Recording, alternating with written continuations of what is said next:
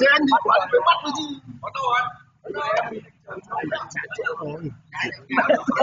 Hai anh em hôm nay chán chỗ rồi.